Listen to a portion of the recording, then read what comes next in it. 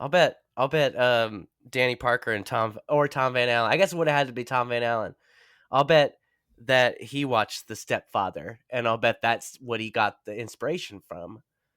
Do you think that he wakes up sometimes in the middle of the night and like forgets that he's like the new guy, and he goes to pee and he walks past the mirror and he's got the hair coloring and like the whatever and everything? He's like, holy fuck.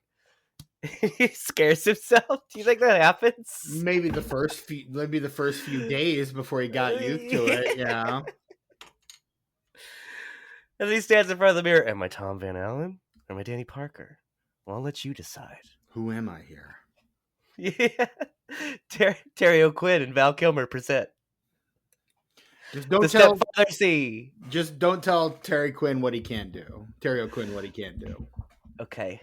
That's from Lost. That's from Lost. Okay, I didn't see that one. He's in it, and he's pretty good in it. Yeah, I did know that he was in it. I was a whore, but not a whore enough to actually want to go see it. No, it never really looked like my type of show. It kind of seemed like the type of show where they had a good idea and they were like, let's see where it takes us, instead of like actually having a plan of how it was going to go. And that never really, assuming that's what the show is actually like, that never really sets well with me. I feel like you kind of need to have some kind of idea. Sure, you fill in blanks and gaps, but you kind of have some kind of mystery. It's J.J. Abrams. Of course, it's the fucking mystery box. Exactly. Okay. Yeah. I didn't need to say any of that. Actually, no. They always said, "Oh yes, we know how it's going to end," but in fact, what they meant by that is we know what the last shot of the show is going to be. That's not a narrative direction, you assholes. Nope. That's a deadline. That's an ultimatum almost. Right. That's literally like knowing what kind of punctuation you're going to put at the end of the sentence. That's not crafting the sentence and knowing its structure and being able to diagram the fucking thing. I'm mad, but I don't know what I'm gonna say. I just know I'm mad! Exclamation point! If you work in customer service, then you know exactly what those sentences sound like. Where people are just making them up as they go along. Yes.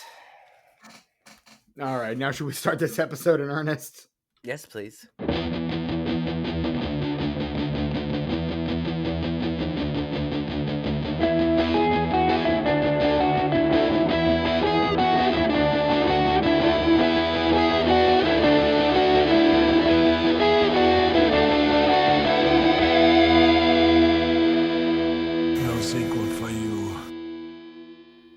The only thing worse than dragons, it's the Disenfranchised podcast. That podcast all about those franchises of one, those films that fancy themselves full-fledged franchises before falling flat on their face after the first film. I am your host, Stephen Foxworthy, and joining me, as always, a real dragon killer himself, it's Tucker. Hey, Tucker. Hello, Stephen. Whoa, that one was weird. That was me putting the punctuation there before I actually... Let me try that again. Hello, Stephen. Wow, how's it going? We're shifting wildly between tones right now. Oh, I figured out my Billy Bob Thornton impression. Did I tell you that? You did. You texted. Let's see. I did that the other day. I haven't done it in like 12 hours. Let's see if I still got it. Well, that's fucking cool. I'm gonna get my Kangol hat. My Kangol. So really what you figured out is how Billy Bob says Kangol. No, I always knew how he said Kangol. The key to it was, well, that's fucking cool. It's the way he says fuck. Well, that's fucking cool. That's fucking cool. Like feck? Kind of, but like it stays a U, but it's almost an E. Well, that's fucking cool. Yeah. Mm-hmm. Well, anybody can do Sling Blade, Billy Bob. I saw a clip of him on Inside the Actors Studio where they asked him to do that, and he's like, well, it hurts. I'm like, how do you mean? Like vocally or physically? He's like, yes. And emotionally, actually. We can put that in there, too. Yeah, I mean, honestly, yes. But like, because vocally, he's got that like deep rasp, and then he like juts his jaw out. Like, he actually like contorts his face to do that, and he actually does do it for them because it's inside the Actors Studio, and of course he does. But yeah, you could kind of see like in the transformation, you're like, oh, this is not natural. This is not something the human body should do regularly. Yeah. Yeah. I was always surprised that Billy Bob Thornton became more of a star in front of the camera than behind. Yeah, I think it was because his movies didn't really make a lot, Well, I honestly. think what happened was Sling Blade was a big deal, Mm-hmm. but then after that, like nobody really gave a fuck. He's Exactly. done really good writing and directing since then. Mm-hmm. We're gonna cover one of those at some point. It keeps getting switched around, but we're gonna Yes, talk about Daddy and them. we are. He That's also a good one. wrote. He also has a screenplay credit on The Gift, the Sam Raimi film, which I have seen, Yes, me too. which is But that not. I would say lesser Raimi, but an interesting film nonetheless. it's kind of like I don't know. It kind of has the same sort of vibe as Simple Plan, but it is like a little more horror based. Kind of got some Yeah. supernatural elements to it, you know. Yep. Yep. I would agree with that. And that apparently that movie is based off of his mom, who was Wow, a Southern psychic. wow, So yeah, there you go. wow, Yeah. wow. That's But cool. that is as of Sling Blade right now is the only Billy Bob Thornton directed film that I have seen. Although I will at some point see Daddy and Them. Um, I mean, he's only got 5. Like Yeah. that, it wouldn't take that long to watch. Sling Blade, All the Pretty Horses, Daddy and Them, Uh-huh. The King Oh of Block, yes. and Jane hmm Mansfield's Car. I can tell you that All the Pretty Horses is a very well made movie. It's very That well was done. his last Penelope like Cruz, big Matt movie. Damon. Yeah, I saw that blind. I just went into that blind with the Stalker Girl I was talking about before. We Okay. went and saw that, and I wouldn't say that I liked it, but I thought it was really, really good. Like I was like, this is a good movie. Like I'm not into it, but this is really good. I always get mixed up All the Pretty Horses and The Horse Whisperer, the Robert Redford film. It's happening again, Steven. Are you seeing it? The guest, No, our phantom guest. no, It's happening again. I You don't guys, see I don't it. know if I said this on mic, but we had like last time we were here, it was just me and Steven, and we thought, well, no, we never, well, we thought we were going to have a guest, but then like we didn't. And Not for that so it was the episode. next day. Yeah, it was the next day. And I was like, you think our guest is trying to come in? Because see, when somebody comes into the green room before they come into the recording room, they show up as a guest. It says this person's in the green room. And that just happened twice in a 20-second time frame there, Steven. A guest jumped on for like 5 seconds. I did not see it, Tucker. That's so weird because I'm the only person you sent the link to, dude. I know. I'm the one that sent the link. I'm aware. Dude, I know. It's just wild. Anyway, there's a live action How to Train Your Dragon movie coming out this weekend. So we're talking about 2002's Reign of Fire this week. Reign of Fire, directed by Rob Bowman, written by Greg Chabot, Kevin Paterka, and Matt Greenberg, starring Matthew McConaughey, Christian Bale, Isabella Scorupco, Gerard Butler, Scott Motor, David Kennedy, Alexander Siddig, and Alice Kriege, and a little one-shot cameo from King Joffrey himself, Lil Jack Gleason. Yeah, What I a love him. cast! Dare I say? What a picture! I really like this movie, Steven. I You really like it do. a lot. You were And very excited when I put this one on the schedule to coincide with How to Train Your Dragon. it's very strange because I don't like historically if you didn't know I liked this movie, you would watch it and be like, "Oh yeah, Tucker would hate that." Everything about it. Not necessarily. Everything. Not necessarily. Well, when you start with the color palette, you I know my mean, brain doesn't like that kind of shit. My I brain do does not like that shit. that. I do know that kind of very washed out sort of thing. That's a big hurdle. Yeah. A big hurdle to overcome. So your movie got to be real motherfucking good for my brain to let me like it. And yeah, there's just so much about this movie that if it were any other movie, I would say it was bullshit. But just the fact that it just comes together the way that it does, somehow I really love it. This is the movie I watched for this episode. Like so many of these Nice. movies, this is what I watched for this episode. I remember hearing about this movie when it came out. I was in college. I was rooming with past and future guest Phil Smith, Oh yes. who good friend of mine who's been on this show a couple times, Mm-hmm. and I just never saw it. Never really had any desire to see it. And then I was like, well, I got to watch it for the podcast, so I might as well watch it for the podcast. And then you know what, Tucker, I watched it for the podcast. And now here we are, and I could tell you my history with this movie now if you'd like. Please do, because I have a feeling yours is going to be far more interesting. Well, gosh, I just can't wait to tell you. Well, you know how it's a movie that I don't want to like my brain doesn't want me to like generally. So I knew that it had come out too. I was aware, but I had no interest in it whatsoever. I was going to say, this is not a theater release for Tukey. Nope. And at some point when JP Leck and I were doing the round of short films that would eventually become like the prelude to the main canon that we're into right now, the Goners stuff, his wife told me I should watch it, and I told her all the reasons why I don't want to watch it, and she said, well, you should watch it anyway, and she borrowed me the DVD. That was 20 years ago, and I still haven't given it back. And whenever I go over to his house, it's like, you know how you have like tradition jokes with your family? Like, they're not funny anymore, but you say them because you all enjoy them. Correct. And it's just tradition. That's enjoy. Heavy air quotes on enjoy. That's our joke tradition is asking if I've brought back Reign of Fire. You know what? I should order them that. Do they have a Blu-ray player? I honestly don't know. I don't know, dude.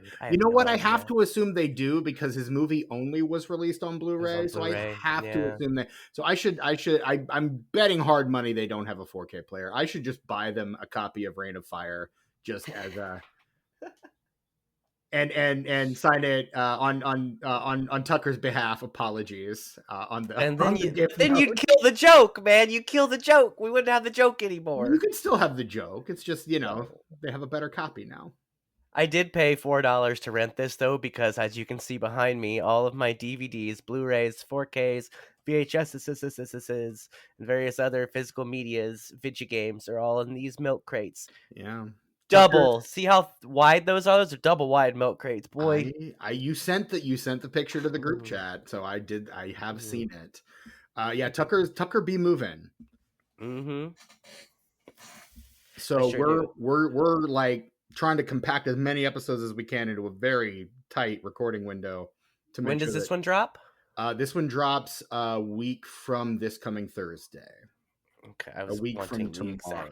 I was wanting the exact date, but I guess I'll look that up. What is 5 plus 7? Yes, the 12th. And then the one we're recording tomorrow is coming out the 19th. Okay. And then you said you would be ready to record by the 26th or for the 26th episode. Gosh, I hope so. If not, it's just gonna be me or anyone else I can wrangle for a record. Anybody that's free. It's a horror movie, so I might throw a bone out to the Pod and Pendulum crew, see if anyone would be willing to dive into that one for me. I'm sure I'll be fine as long as I have my computer and my microphone and my headphones. I'm good. 3 items that can become very compact if I need them to. Right, and you can keep them in somewhere that is easily accessible. In my JanSport bag. In the JanSport? In my JanSport yellow bag with flowers on it print. Love that you are still rocking the JanSport. That is fantastic. One of the best backpacks I ever had was a JanSport. I'm going to say, you get what you pay for with a JanSport, dude. They don't fuck around. Those straps, though, for a fat guy who's tough on things, those straps do eventually fray and fall apart. Oof, I'll bet. But yes, I did one of the best backpacks I ever had. Maybe not the best, but one. See the cool pattern, Steven? It's yellow and it has flowers. Yes, I do. It was on sale because it was so ugly nobody wanted it. But I think it's pretty. Yeah. And I have it's not a visual. I won't. It's pretty. It's a pretty bag. I think so. Yeah. But I like pretty things. We're talking about Reign of Fire. Oh yeah. Yeah. So that movie. So you watched it and because the Holy cow borrowed it to you and you loved it. Holy cow, yeah. I loved it. I watched it. You committed theft. Well. Borrow implies intent to return. Look, I did once the 4K of my boy or Blu-ray of my boyfriend's back. When Kino Lorber dropped that, I finally gave her DVD copy of that back. I only had that for about 15 years. Finally gave that back though. So you're And saying I When threw Rain of in Fire gets a 4K release what I'm saying is also not only that, but I gave them my DVD version of Cemetery Man because because you'd upgraded to Blu-ray for this podcast. yes, and I knew that they were both a fan of that film, but they had never had a chance to buy it because it was very, very briefly available on VHS and DVD in the United States. But Anchor Bay, I think, put it out. So That sounds like something Anchor Bay would have done, yeah. until this Blu-ray came out, now there's a 4K that just came out, and now I feel stupid for buying the fucking Blu-ray. But so when I eventually Rain of Fire comes out on 4K, I will buy it, and then I will return the DVD along with something else. I'll bring a gift as interest. Yeah. So one thing I got to say about this movie that I really enjoyed is the fact that it's a dragon apocalypse. Right. We've seen nuclear apocalypses and we've seen zombie apocalypses. Yup. But I love the viruses and shit. Right. I love the notion of a dragon apocalypse, an apocalypse caused exclusively as a result of dragons. Yes. The notion that there is kind of a fantasy sci-fi hard mashup here is really and horror. really I'd say horror as well. Little bits and pieces, horror elements. I would say horror adjacency, perhaps. I would say it's more sci-fi and fantasy than it is horror, but there are horror elements for sure. But like, and it's such that I had a hard time. I had a hard time trying to figure why this movie didn't get 3 to 5 direct to DVD sequels. Oh gosh, I would have watched all of them because you know what did get direct to DVD sequels, Tucker? Dragonheart. Dragonheart got direct to DVD sequels, and that's just straight fantasy. That's only trying to do one thing. This is like Starship Troopers with dragons, and that Starship Troopers also 3 to 5 direct to DVD sequels. Like of varying quality, yeah. This is right in that vein, and there should have been 3 to 5 direct to DVD sequels of this movie. I think that this movie is good until Van Sant gets there, but it's better because of him, and the fact that he, spoilers, dies at the end, they'd have to figure out a way to bring him back for a sequel. There's no way you don't have that character. That character is the standout character. Matthew McConaughey has not been this unhinged since the Texas Chainsaw Massacre, Steven. Right, and he's fantastic. Yeah. I mean, everybody. It takes him until I think Wolf of Wall Street to get this unhinged again. Everybody here is bringing it like 100%. I believe every performance, every single one. I'm like, is that Matthew Mahoo? That's Van Sant, dude. You talking about? The crazy thing for me is that this is Matthew McConaughey, Christian Bale, and Gerard Butler all right before they hit in the same fucking movie. And it's just kind of one of those, like, if this had come out 3 years later, this would be the biggest movie in Hollywood. But because it comes out right now when it does, no one's fucking seeing this thing. Yeah. Like, let's look at McConaughey first, because we've covered him before, of course, on The Dark Tower. Just again, he's a very talented actor who does not tend to get used effectively. But this is him. So 2002, he's already done Amistad. He's already done The Newton Boys. Ooh, I love that one. Linklater. That's a good movie. You like Linklater. Got what's his nuts? The Dwight Yoakam. Sorry. Anytime Dwight Yoakam's in a movie, I just from Sling Blade. Dwight Yoakam of Sling Blade fame. Country superstar Dwight Yoakam. I know him from Sling Blade, but yes. From Maybe I'll Be Fast as You. Maybe I'll Break Hearts Too. That's Dwight Yoakam, dude. Okay, fine. Great. Come on, man. Dwight Yoakam. He does U571 in 2000. Frailty in 2001. This is his immediate follow-up to Frailty.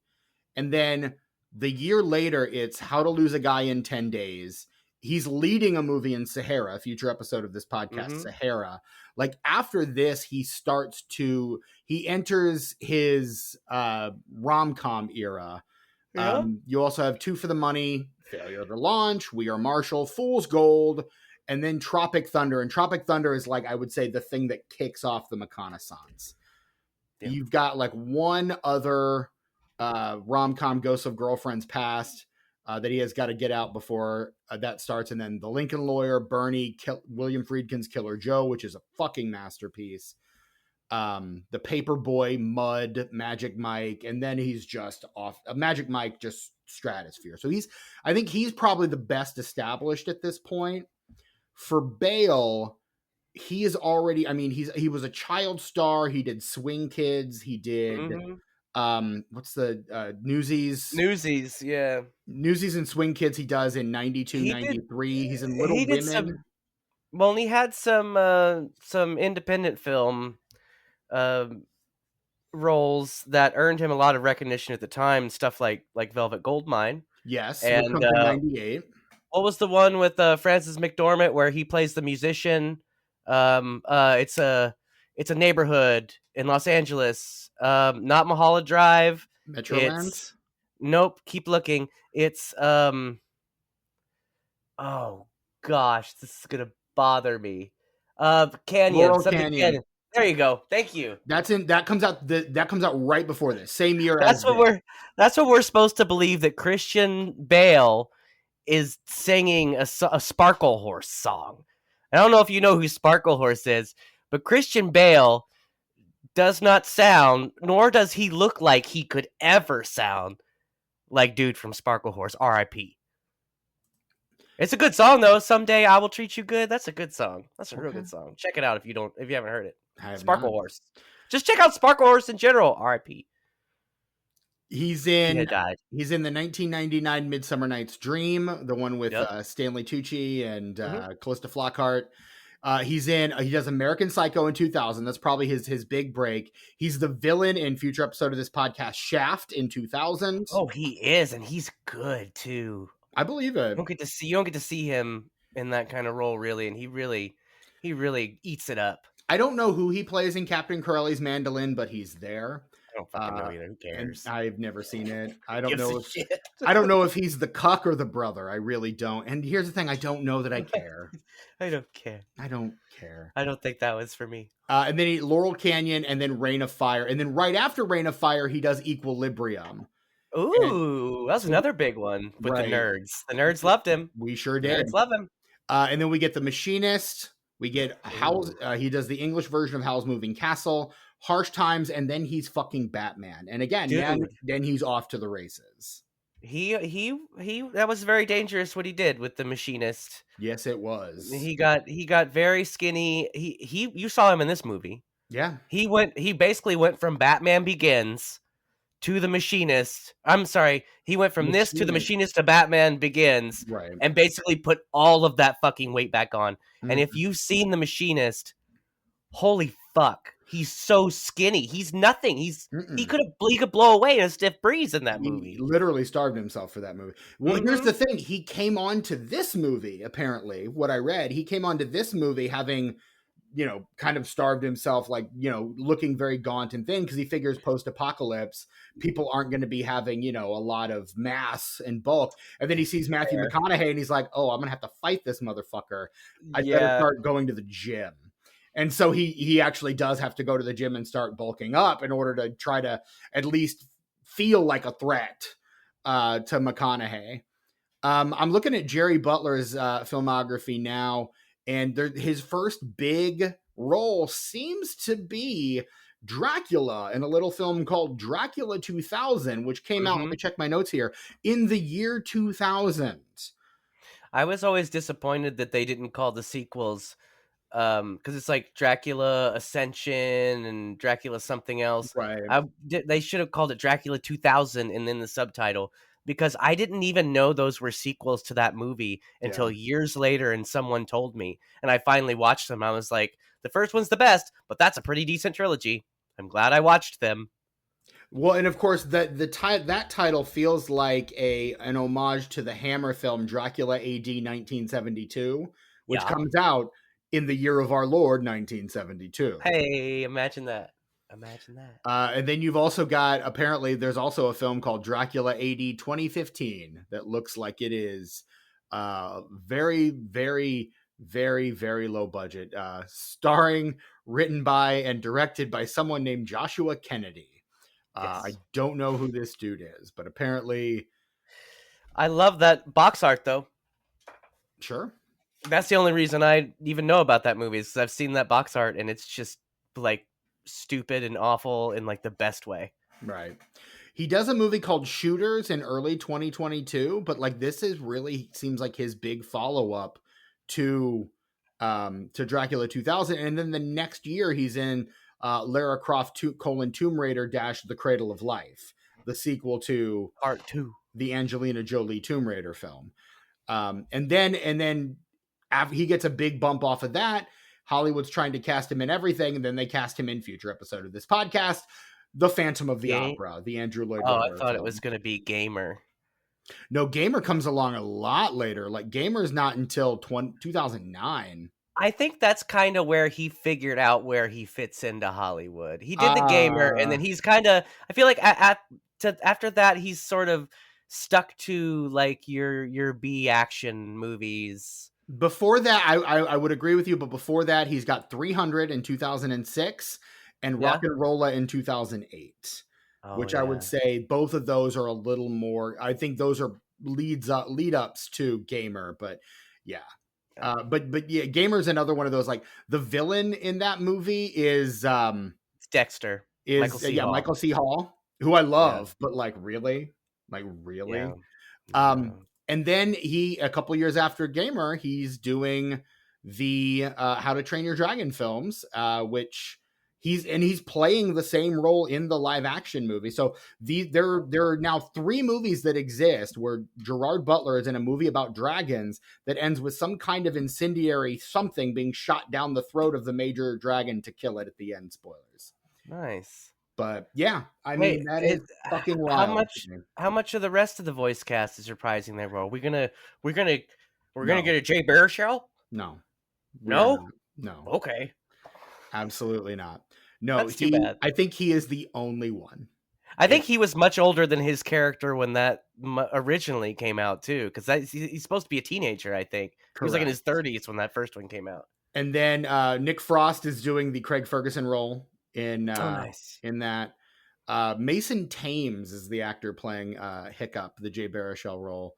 I think Julian Dennison, the kid from Hunt for the Wildebeest, is playing the Jonah Hill character, which I find very funny. Oh yeah. But yeah, none of the Peter Serafinovich is in there. But yeah, none of the rest of the original voice cast is returning. They probably could have gotten T.J. Miller for a song, but who would have wanted him? Hey, yeah. Oh, that was bad timing when he was on Crashing. He had a big part in Pete Holmes's semi autobiographical show that he had on HBO called Crashing, and I remember being like, "Wow, this is the best stuff that he's done. Maybe he's not just like this annoying little bastard." And then, like all stuff came out and the stuff that he said, I was like, "Oh, well, maybe he kind of is an annoying little bastard." He almost had me. He almost got me. He almost got me, Steven. He's at least a good enough actor to have had you fooled for a moment. Yeah. And honestly, apparently a lot of other people as well. But you know, do with that what you will. But yeah, and then he's bitching in the press about how Ryan Reynolds won't call him back for Deadpool. Gee, I wonder why, asshole. Not that Ryan Reynolds is much better, but yeah. No, as long as we've got the cab driver, we don't need T.J. Miller's character. Correct. And as long as we've got Blind Al too.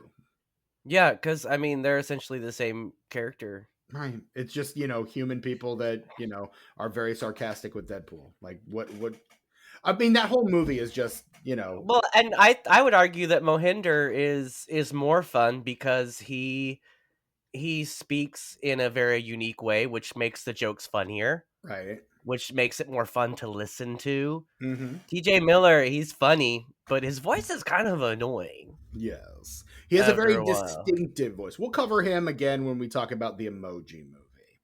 And that's Future kind of episode why of this podcast, the Emoji Movie. I'm glad that he was replaced by what's his nuts from Brooklyn Nine-Nine on Invincible. Andy Samberg? No, doofy. Hold on. Joe Latrulio? I'm just going down the cast of No, you Brooklyn Nine-Nine wish. now. I do You wish. I wish it love were Joe any of those Latrulio. people. No, me too, but no. Jason Mantzoukas?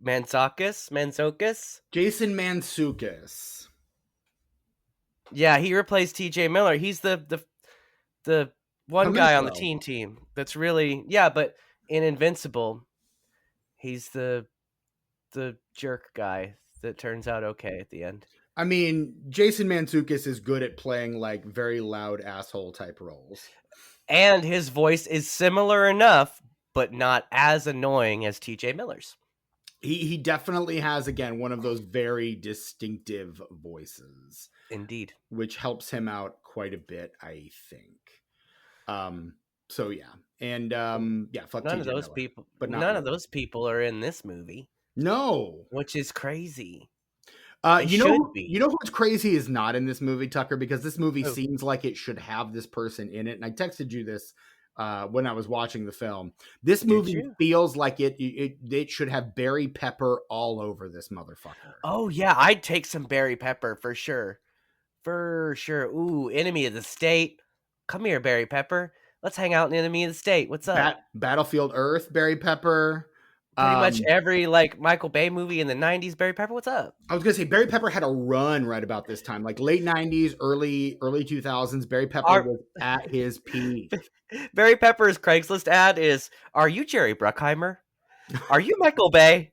Well, if you are, do you need a character actor to be your seventh person on the call sheet? Because if you do, and fit that role, Barry Pepper perfectly." Here's the thing: Barry Pepper is he's kind of one of those when's bad kind of guys. Yes. I mean, I love his look. He's kind of directionless in Battlefield Earth, but he feels like he would fit right into what this movie, like the aesthetic of this movie.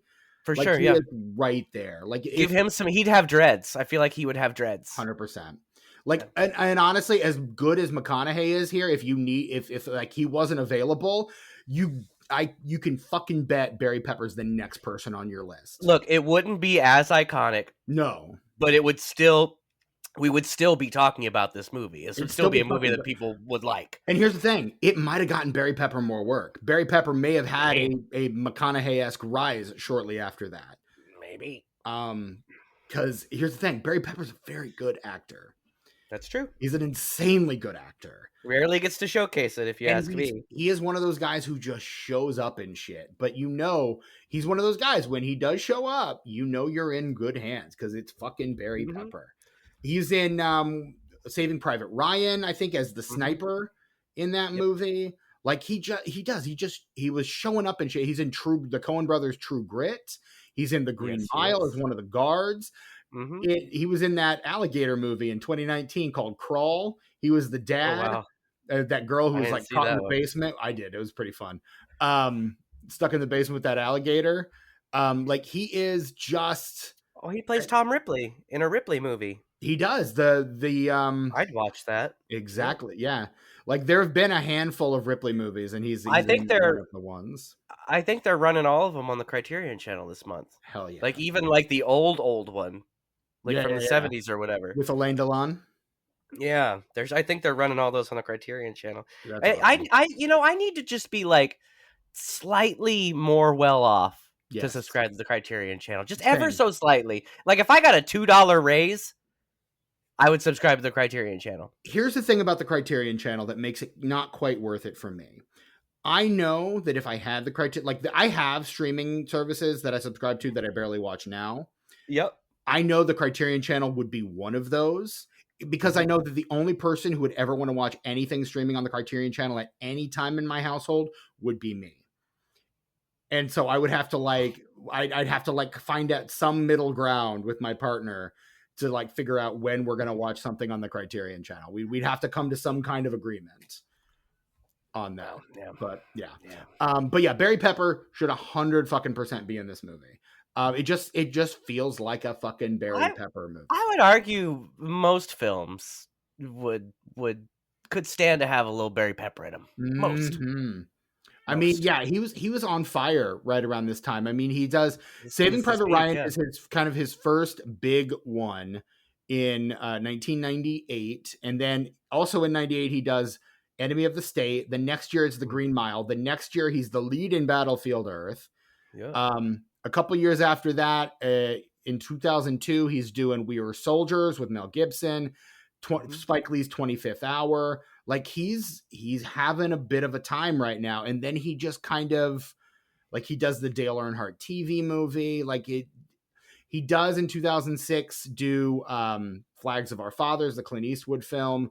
A couple years after that, he's in 7 Pounds, that Will Smith Oscar play. Like he's doing some stuff, but then after that, it just kind of a bit of a fallow period. The Coen Brothers True Grit movie notwithstanding, he does play one of the villains, it looks like, in the Gore Verbinski Lone Ranger movie. So we will cover that at some point. Oh boy, I can't wait. Oh, and he's in Monster Trucks, also future episode of this podcast. Monster Oh Trucks. boy, I can't wait. We can't wait to meet Creech. I know. We all want to meet Creech. Do we though? Barry Pepper does not play Creech in Monster Trucks. You know, I have another example that I was just thinking about where I think Barry Pepper, it's a very Barry Pepper role, and they went with someone else. I was thinking about I was thinking about Michael Rappaport. I was thinking about Michael Rappaport in Copland, Steven. I was thinking about him in there. And I thought, like, his performance is good, but that's such a Barry Pepper role. The cop that fucks up and everybody's trying to, like, you have to see it. You got to see it. You'll agree with me. You'll be like, Michael Rappaport's great, but and see, he's Barry like, Pepper I would've- generally like Michael Rappaport, but he's Me also too. very annoying. He's a lot.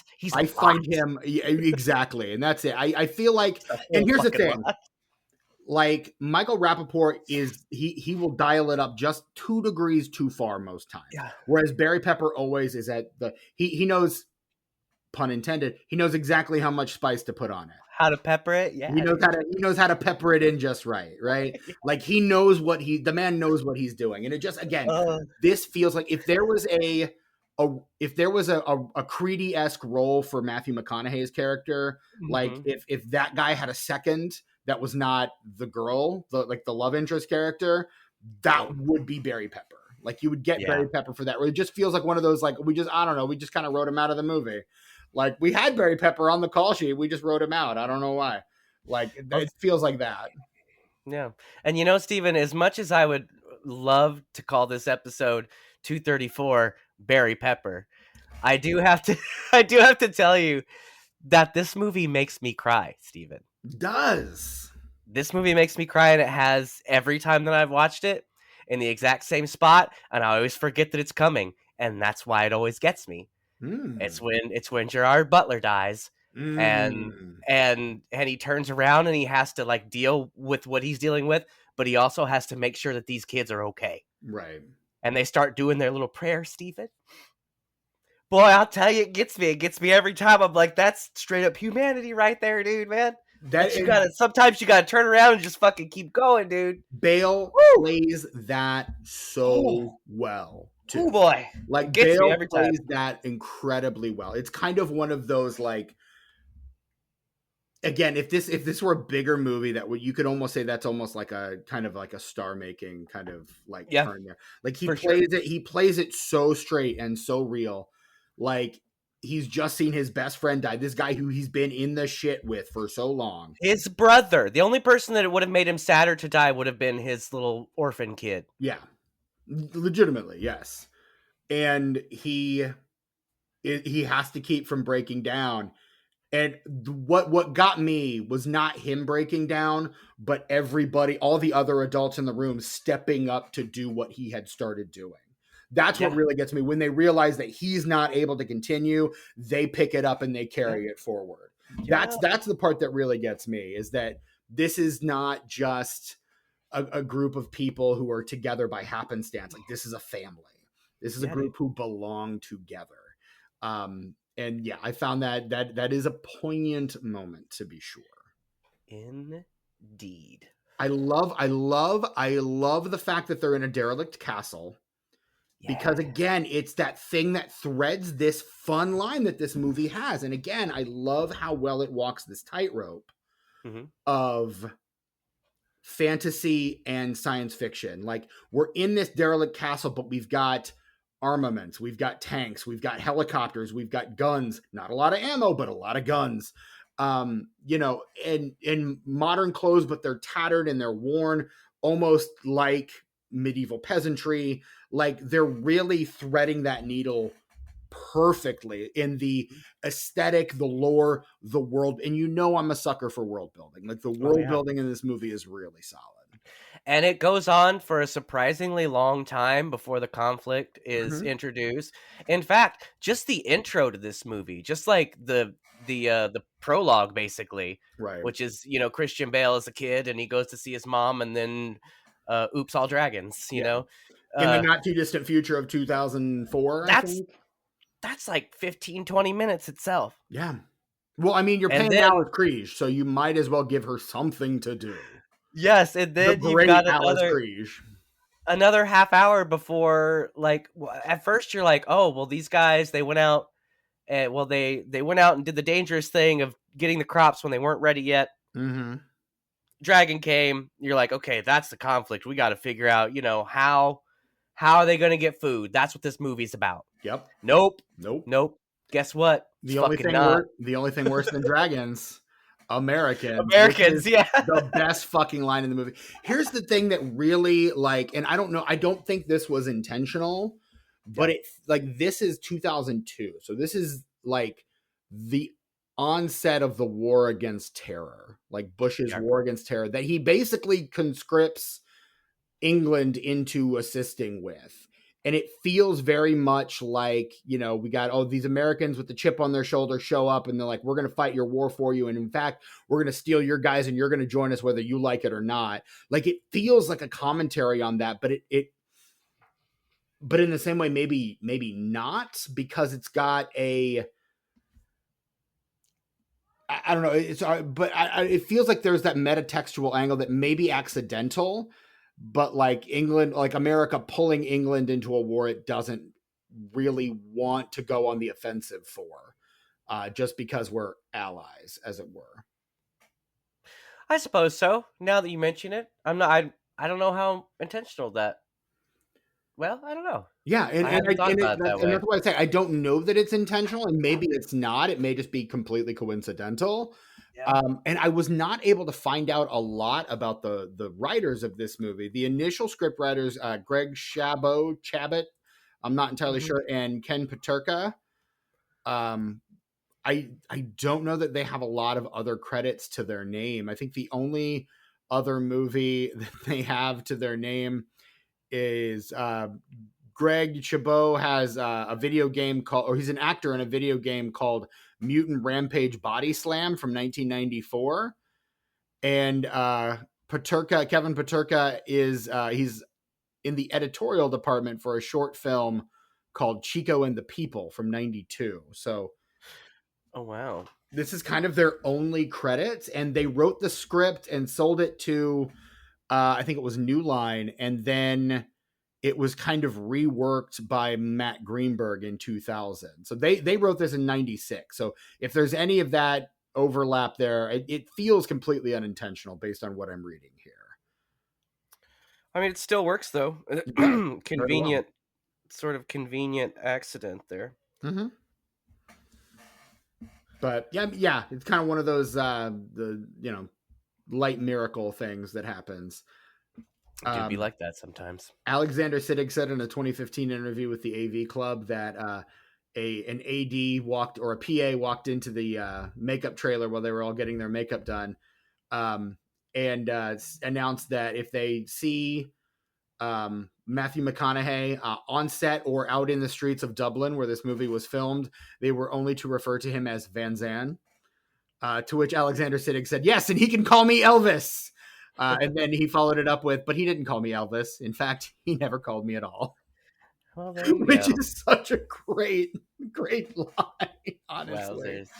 But yeah, this is like Matthew McConaughey like wanting to get into like the method, like, oh yeah, I'm so deep in character, and maybe that was his way of keeping up with Bale. Like, you get Bale showing up really scrawny, needing to bulk up to keep up with McConaughey. You get McConaughey showing up and like having to go toe to toe with Bale, and they're both very good Academy Award winning actors. Or I guess at this point, Oscars on their way to eventually winning Academy Awards. But like,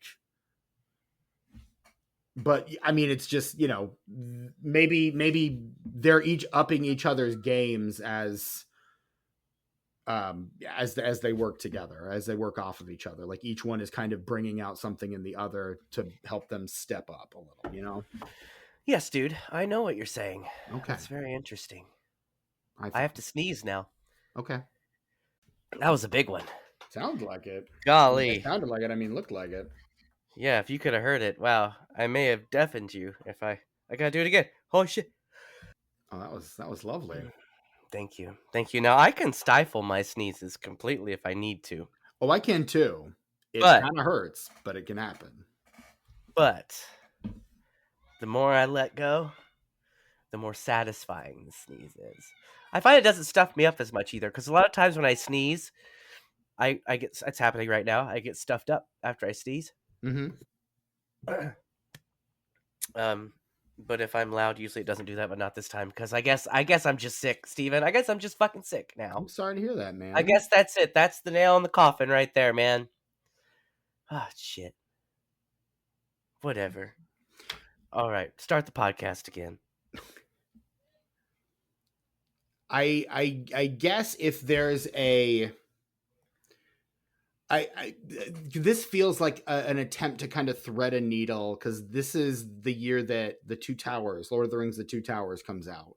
Really? Yes. So it feels like there's this kind of desire. Hollywood's like, people love fantasy shit. Let's greenlight this and rush it through,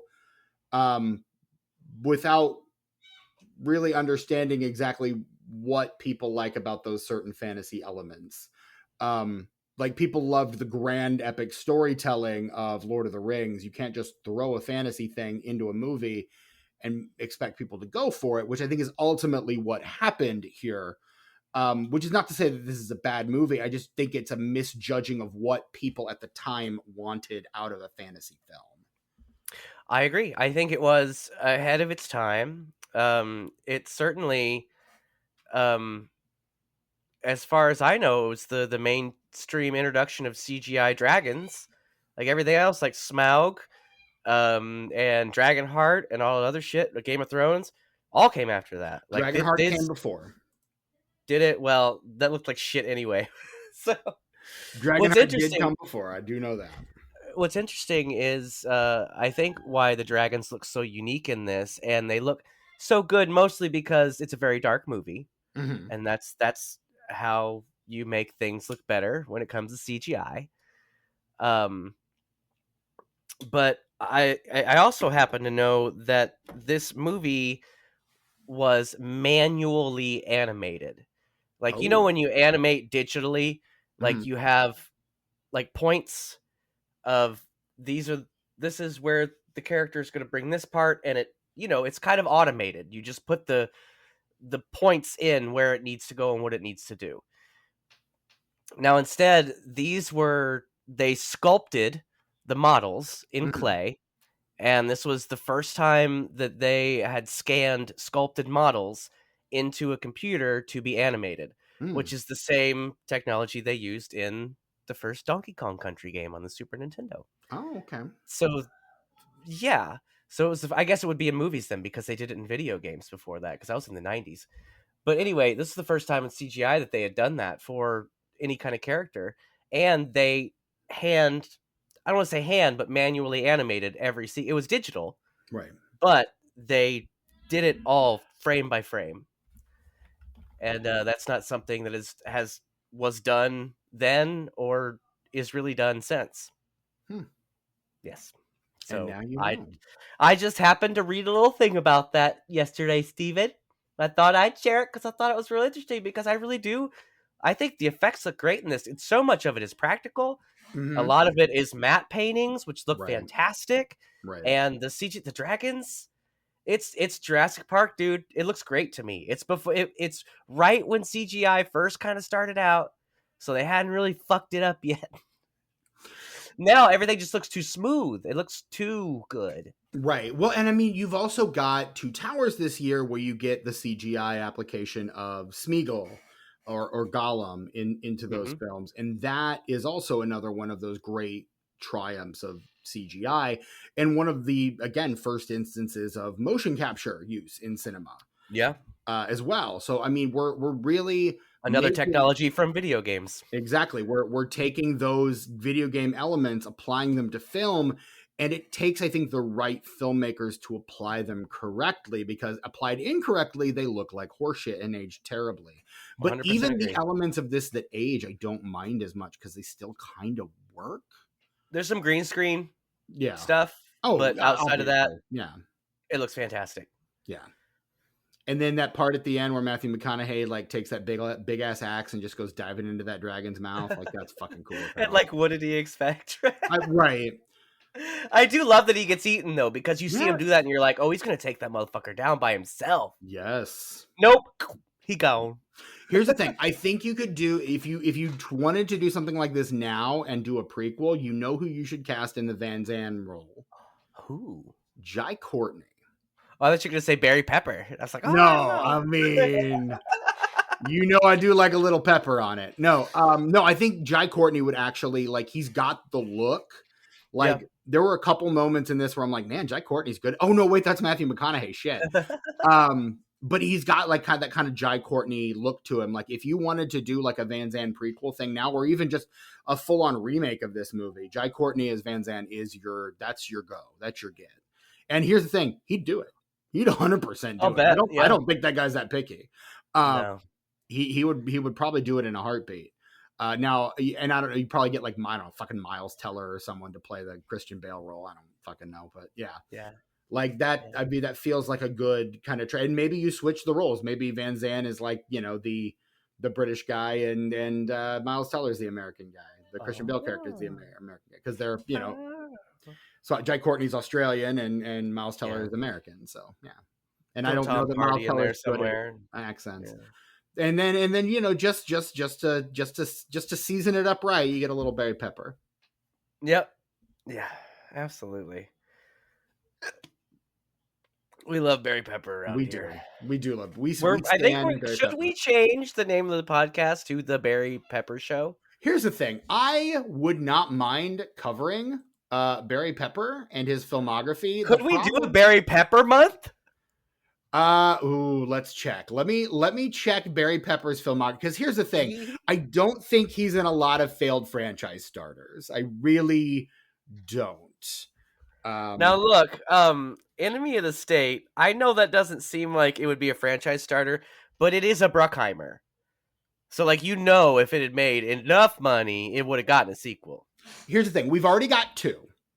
We've got the Lone Ranger and we've got Monster Trucks. So we've got, I think we could probably make a case for Crawl. Okay. There's a alligator in our basement flood movie. So we've got to find just a fourth one. Now I want to check and see if Ripley Underground was an attempt to reboot the Ripley franchise or a sequel. I think all of those are unique because every Ripley film is not related to any other Ripley film. They're all just adaptations of one of the novels. Different novels, yes. So I don't really consider that. It's a franchise without being a franchise. It's like an anthology franchise where you get a fresh cast and continuity each movie. Yeah.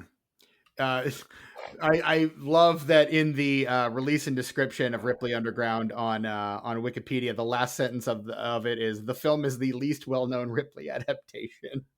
Is it? I think I probably knew about this one before I knew that there was one like in the 70s. I mean, the other one you've got is Purple Noon, which is the which is the Alain Delon one, yes, from 1960. You've got The American Friend, which is that's the 70 one with Dennis Hopper and Bruno Ganz. Yep. And then The Talented Mr. Ripley with Matt Damon, and then Ripley's Game with John Malkovich. Yeah. Malkovich. I don't sound like that. You do, actually. The John Malkovich Bill Hader thing. Bill I Hader when he's fucking love the it. Italian guy. Yeah, Malkovich. He's I can do you. I can do you. I love John Malkovich. It's great. One of my favorite Malkovich stories. We're just fucking tangential as hell this episode. Yay! You can tell we're filming this in the middle of a Wednesday afternoon after we've each had at least one beer. Yay! Is Matt Damon on the set of Rounders? They're doing a scene, and it's the first day that Malkovich is on set, and everyone's like, "Oh my god, Malkovich is here, Malkovich!" And they call action, and he just starts doing the most ridiculously over the top Russian accent. Yeah. And then he calls cut, and Damon's just looking at him like, "Are you serious?" And Malkovich just leans in real close and goes, "I'm not very good."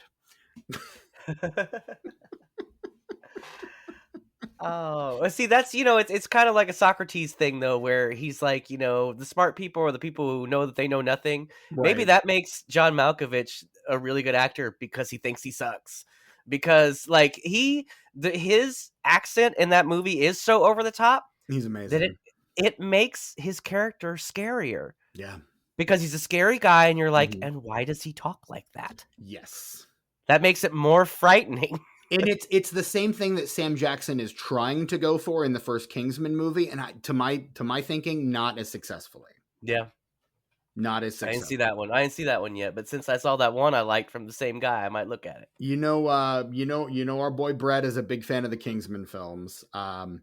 It hurt my heart a little bit to have to put The King's Man on the list of upcoming episodes, but they're never making that sequel. They set it up for one. That one does have Rishi Fons as Rasputin though. Oh, nice. And you know who is supposed to be the villain in the sequel, Tucker? Who dat? Adolf Hitler. Oh, nice. He was the villain. Well, no, he was the pretend villain in that Lupin the Third movie we watched. That's the other true. Week. That's true. It wasn't really him. We're not And allowed. then We're not allowed to have Hitler as a villain anymore because we don't need to offend half the country. Apparently. Hey, we still get Jorma Taccone as Hitler if they ever put that second Kung Fury movie out.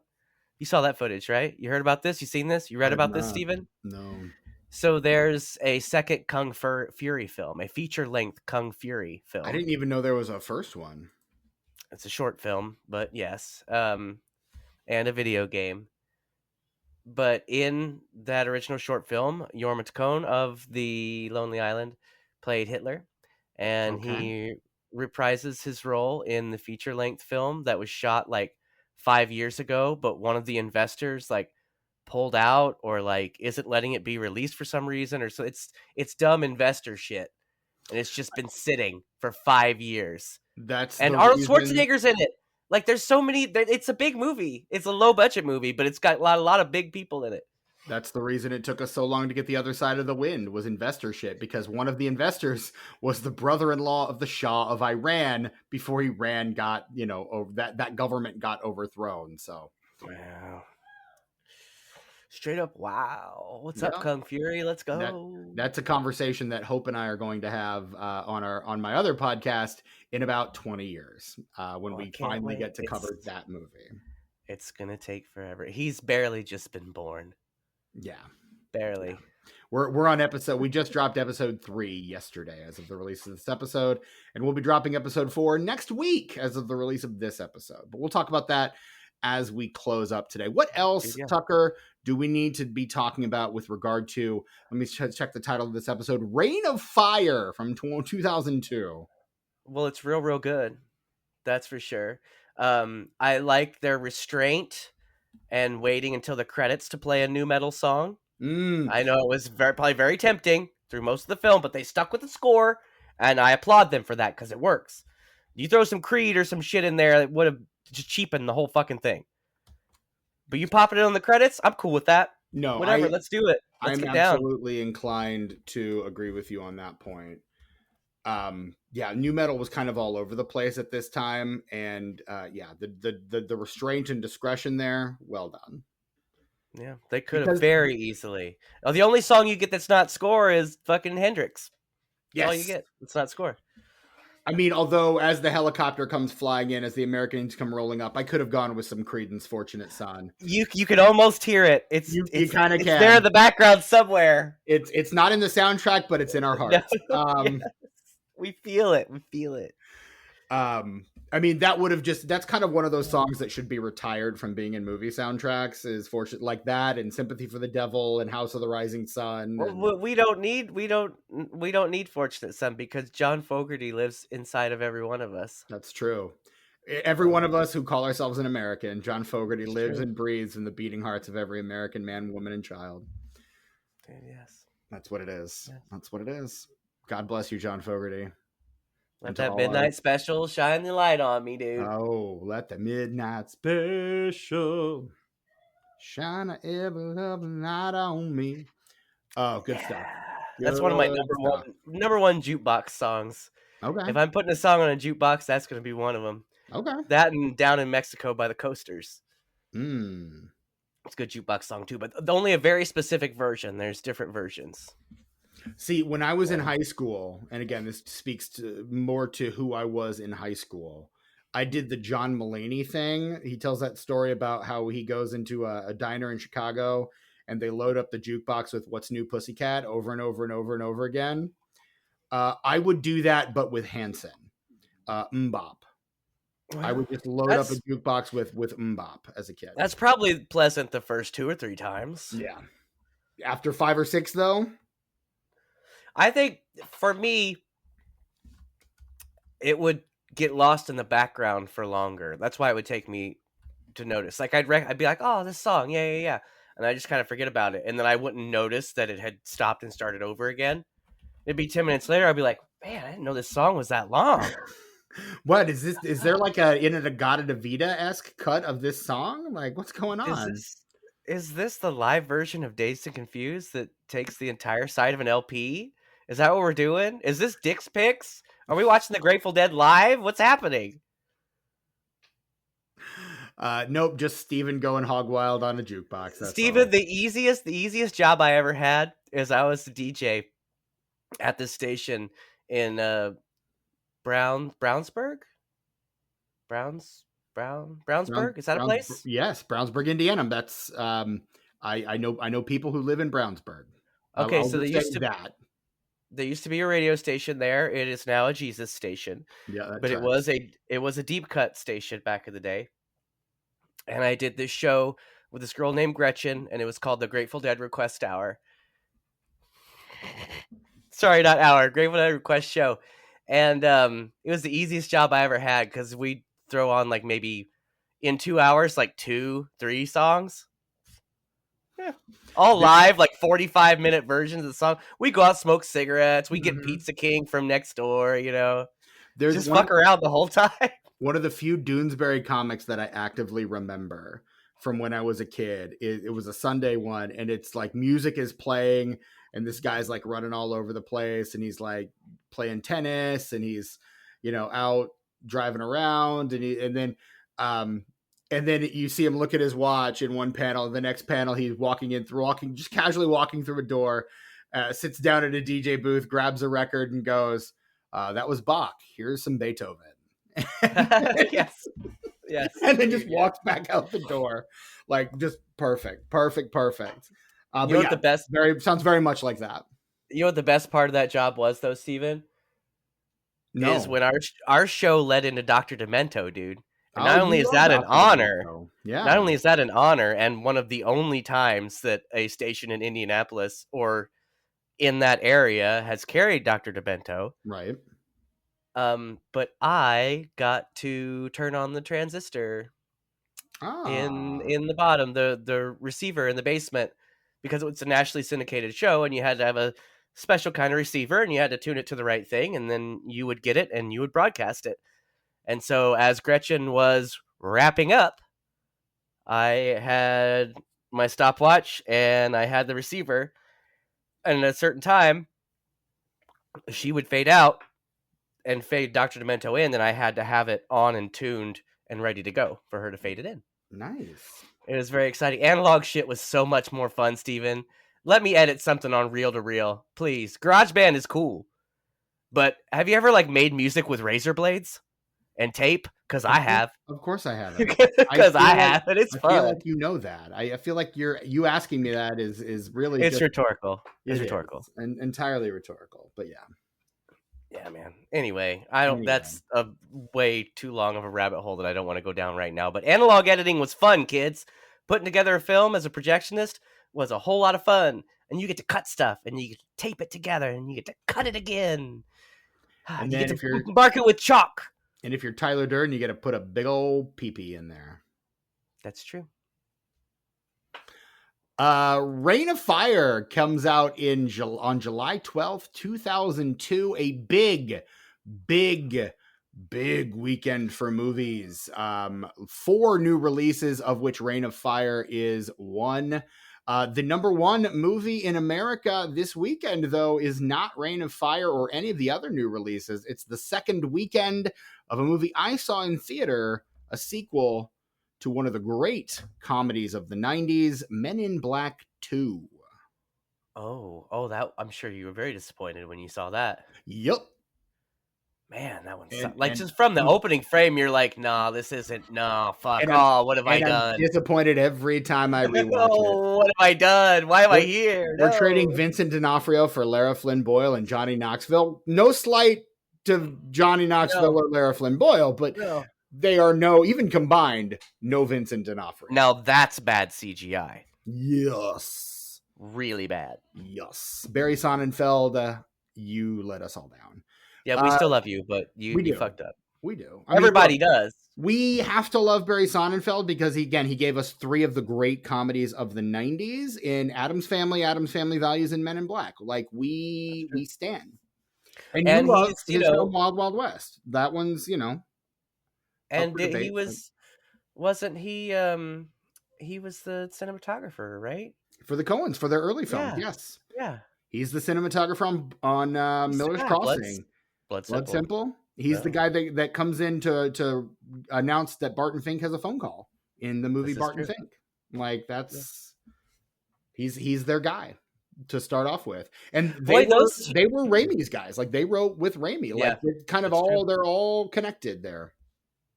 Those 2 are really outliers. Hudsucker Proxy and Miller's Crossing. No. What was the other one you mentioned? Blood Simple? You mentioned Blood Simple. Barton Fink? Maybe I thought it. Yes, Barton Fink. I love Barton Fink. Barton Fink and Hudsucker Proxy are so different from all of the other Coen Brothers films, but so alike each other in a lot of ways. Mm-hmm. They're kind of like the outliers. Is a top 3 Coen Brothers for me. I would say Man Who Wasn't There is the same, but it doesn't. Like that one. It doesn't hit that absurdity until right at the very last scene. So it's so I think it kind of fits in with those 2, but not as well as they fit in with each other. Right.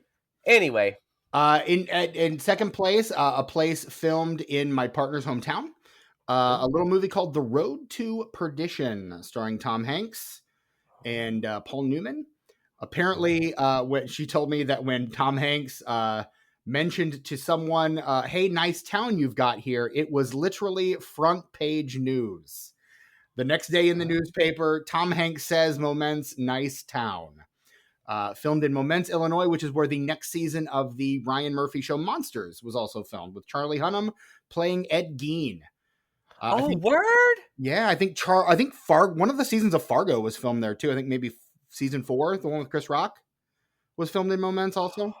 Is Deranged on the straight up list? Speaking of Ed Gein, probably not. You know about this? You seen this? You heard about this, Steven? I've spoken about this. I can guarantee you, Deranged is not on the straight up list. I think we've got an opening coming up in sometime in 2007. 2007? 2027? 2027. Yeah, that's what I meant. Good God. You know, I did notice on episode 3 there was one point where you said 2023 instead of 1923. Yeah. It threw me off for a second, and I was like, "Oh wait, okay, no, okay, yeah, 19, Yep. okay." I was like, "What?" I can slot that in the nearest opening that we have that is not reserved for a specific kind of film, a horror film or a 2026 release is going to be July 2027. Do it. Do it. It's going on Because the list. that's Ed Gein, dude. That was one of Tom Savini's first makeup effects jobs. Oh, you like that guy? I have a complicated relationship with him. Yes, we've had our ups and downs personally And we've and talked about professionally. that on our episode on Night of the Living Dead. He does seem to be doing a lot better now, That's from good. what I can tell. So I hope for him, because that was a dark fucking period. To quote Dewey Cox, that was a dark fucking period for your boy Tom Savini. Like, woo, Yeah. you didn't want to be around that dude. No way. All right. Yeah. It's on the But list. it's Ed Gein, and it stars as Ed Gein, the old man from Home Alone, who's like in everything. Robert's Blossom from Yeah, dude. Christine. Yeah. Dude, yes. Yes, dude. And you know who else would go on to play Ed Gein, or an Ed Gein-esque character, an Ed Gein-inspired character? Anthony Perkins? Tony Perkins, in a little film series called Psycho. Yeah, dude. Dude, yeah. You still need to see those sequels. Well, you still need to see 2 and 3, Stephen. We're actually covering them this year on Pod and the Pendulum, so I will actually watch all of them. Yo, I mean, look, also the Gus Van Sant remake as well. I don't invite myself to things often, Stephen, but I would like to be considered to maybe talk about one or a few of those sequels, if possible. I'll run it by Mike and Brian. That's Brian's pick for the year. So I don't know if he's got some guests lined up already or not. And number 3, not, that's fine. I'm not going to get offended, but I'm just throwing my hat out there and be like, hey, if you want me, I'm there. I think I threw your name out for something else as well that we're coming. I'll talk to you about it later. Okay. At number 3 at the box office, this movie, Reign of Fire, the movie we kind of talked around. Yes. In 4th place, my pick for maybe the worst Halloween movie, Halloween Resurrection. It's tied with 5, I think. 5 and Resurrection are the worst, even though I dislike Ends worse than both of them. Ends is in my memory a better movie. Is pretty awful. I still haven't seen Ends. I cannot bring myself to watch Ends after the way that 6 is 6 is like Jason Goes to Hell, but it's charming. And you have Paul Rudd. Hell, though. Jason Goes to Hell. I didn't either. My second favorite one. A lot of people really like that one, but yeah. Well, because it's weird, and according to the lore in that film, it makes Jason a Deadite. Right. Because both the dagger and the Necronomicon are in the Voorhees basement. Mm-hmm. Stupidest fucking thing I've ever heard in my life. In number 5, it's the third weekend of the Adam Sandler comedy Mr. Deeds. Oh, cool. People liked that movie. Yeah, featuring a very good performance from John Turturro. He's really funny in that movie, as I recall. I haven't seen it in a number of years, but I do like Turturro in that. At number 6, the other new release for the week, the Crocodile Hunter: Collision Course. One that I'm kind of on the fence as to whether or not we can cover that one. Because it's technically a narrative film. It technically didn't get it. It's not, though. I think it's an actual narrative film. And he's like acting. He's acting as an exaggerated playing version himself. of himself. Yeah. So I don't know. Dude, he had some great kids, man. His kids are really, really carrying on his legacy, like in the best way. Like they're really knocking it out of the park. Okay, here's the premise for Crocodile Hunter: The Collision Course. The Crocodile Hunter mistakes some CIA agents for poachers and sets out to stop them from capturing a wily croc, which, unbeknownst to him, has swallowed a tracking drone. Shut it down. Shut it all down. Shut all of this off. Shut all of these off. Okay, so I'm putting that one on the schedule for next week. No! I mean, it's got David Wenham in it. I like David Wenham. Cool. Fucking great. Ugh. Damn it. Why did we have to discover this movie existed? Oh, I've known it existed. This honestly just renewed my. So now I'm no longer on the fence. We can cover it. In 3rd place, or in 7th place, Lilo and Stitch, a movie that has already made over $100 million. I guess, whatever. Who cares? In 8th place, Like Mike. What if a kid got shoes that made him like Mike? And his friend is the kid from Jerry Jerry Maguire. Maguire. Speaking of the Yeah. kid from Jerry Maguire, ninth place, we've got Minority Report. Hey, he's in that one too. Yeah. Tom Cruise. Yeah, the kid from Jerry Maguire, Tom Cruise, right. Yeah. And in 10th place, we have The Bourne Identity. Hey, what if your identity was not hatched from an egg, but born from within? Hey. It was born to be alive, born to be alive. Sorry, go ahead. Patrick Hernandez, everybody, check that song out. It's real good. Oh, it is. The tomatometer. Go see Cabin Fever too. Maybe not that. The tomatometer score on this one is a 41%. The critics' consensus: Reign of Fire gains some altitude with its pyrotechnic action and a smolderingly campy Matthew McConaughey, but the feature's wings are clipped by a derivative script and visual effects that fizzle out. Bullshit. No, all of that's wrong. Everything, that last part, the last half, wrong. Not even just like a different opinion, just objectively wrong. The Metascore on this one is 39 out of, based on generally unfavorable reviews from 30 critics. Tucker, care to take a stab at what the Letterboxd score for this film is as of this moment? I'm afraid. All the fire in this movie is real, Steven, by the way. It shows, yeah. Like, it's just millions of gallons of propane and diesel put into the atmosphere so that we could see this. This movie does with fire what Sam Raimi Evil Dead movies do with blood, pretty much. There's like a whole section. There's just a whole section of the hole in the ozone layer dedicated to this movie. Yes. The Reign of Fire Memorial Hole in the Ozone. But it looks great. Don't think I don't know you're stalling, Tucker.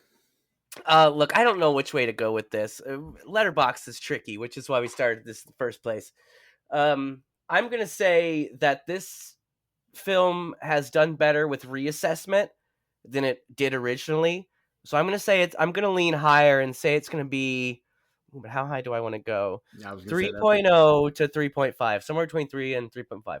You did what you did last week, only in reverse. You just made it. The score is 3.0 on Letterboxd. That's fair. That is fair. And what are you giving this movie out of a possible 5 stars, Tucker? Steven, this is a 4. And like, I'm trying to think of a reason to give it a 4.5, honestly. Because I really want to, but I just don't know if it deserves it. I just love it so much, though. You do? I think I gets the extra half star for being the kind of movie I don't like, but I really like it anyway. 4.5 stars. I gave it 3. Fair. That's the objective score. That's objectively what everyone should rate it. It's what the Blank Check podcast would call a gentleman's 6.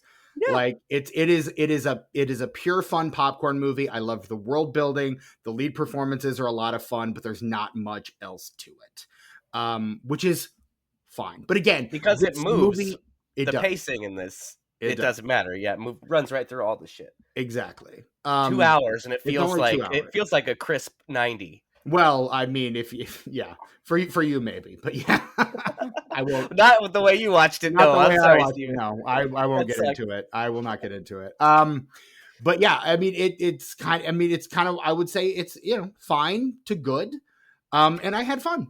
I feel like this. If you had told me this movie got, in fact, I had to look it back up and see that there is a section on Wikipedia that says canceled sequel. To know that if you'd have told me this movie got 3 to 5 direct to DVD sequels, I would have no problem believing you, because it feels like the kind of movie that did, decent amount of box office. Speaking of the box office, I should probably tell you how much this movie made, and why it didn't get a sequel. But that did like a decent amount of box office, and then they just ran with it forever. Like someone got, like a little bug up their butt about, I can keep making these. These movies are great. And they just churned out like 4 or 5 of these on direct to DVD. Yeah. On a budget of $60 million, this movie made 43 domestic and another 39 international for a total worldwide box office of $82.2 million. What was the budget again, Steven? The budget was $60 million. Damn.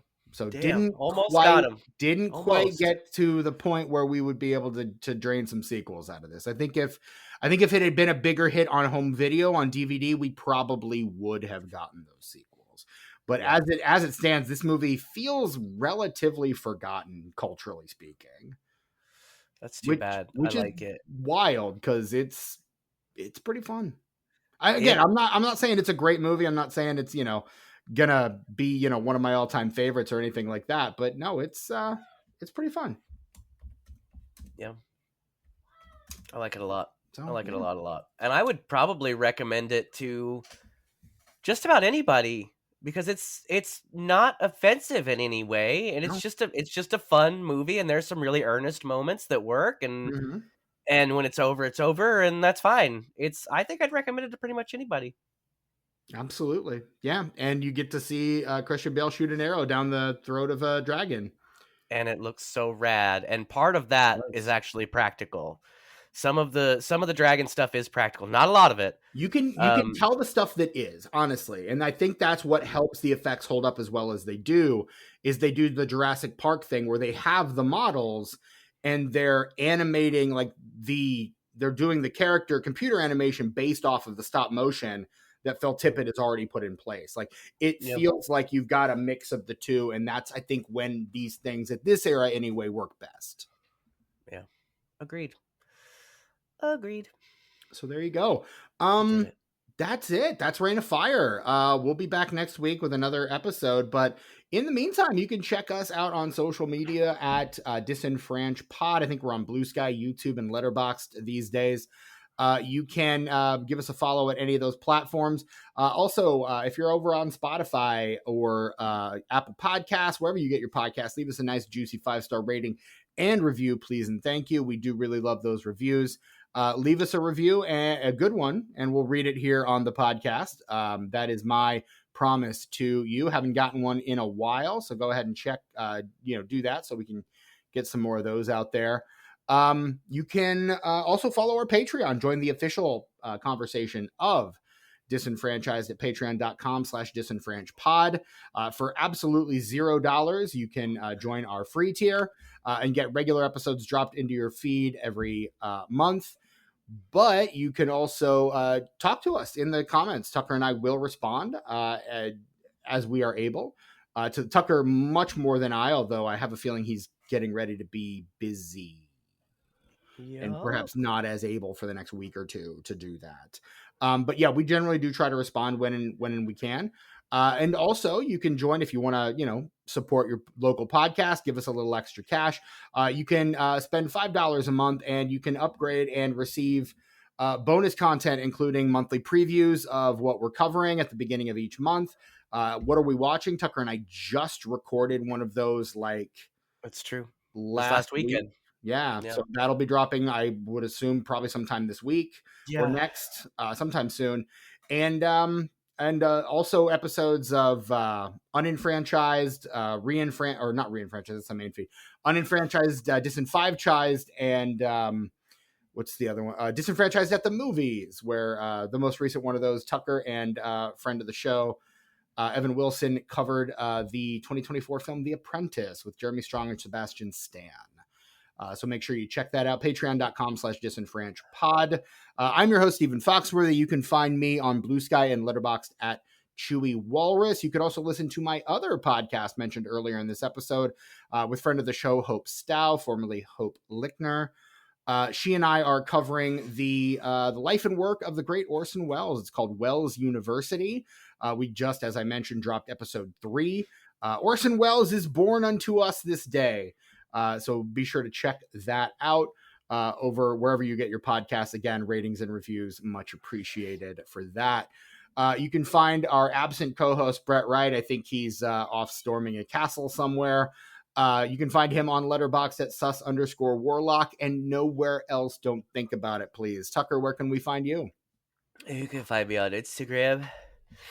I'm sorry, as the time is going by, I'm just progressively getting sicker. You need to gargle some ginger tea or something, dude. So I don't know if you've noticed my decline during this episode, Steven. Not until just now. Really? Wow. Okay. Eyes are watering. I feel really warm. Anyway, Instagram and YouTube at Ice909. That's ICENINE, the number one, and the number one. See, I can't keep it together. ICENINE, the number 0, and the number 9. And also Tuck Mugs, Tuck_Mugs. I don't know what's going on with it, but something is, and we'll all find out soon. Hooray! Yay! And so, for the absent Brett Wright, the very present Tucker, and me, your host, Stephen Foxworthy, until next time, I don't know, dragons are cool, and Clive, or I almost called him Clive Owen, Gerard Butler is in a lot of movies with dragons for some reason. I'm the ocean. That's last week. No, dang it! I did it again. You did it again. Ah, Damn it. poop. Damn it, Tucker.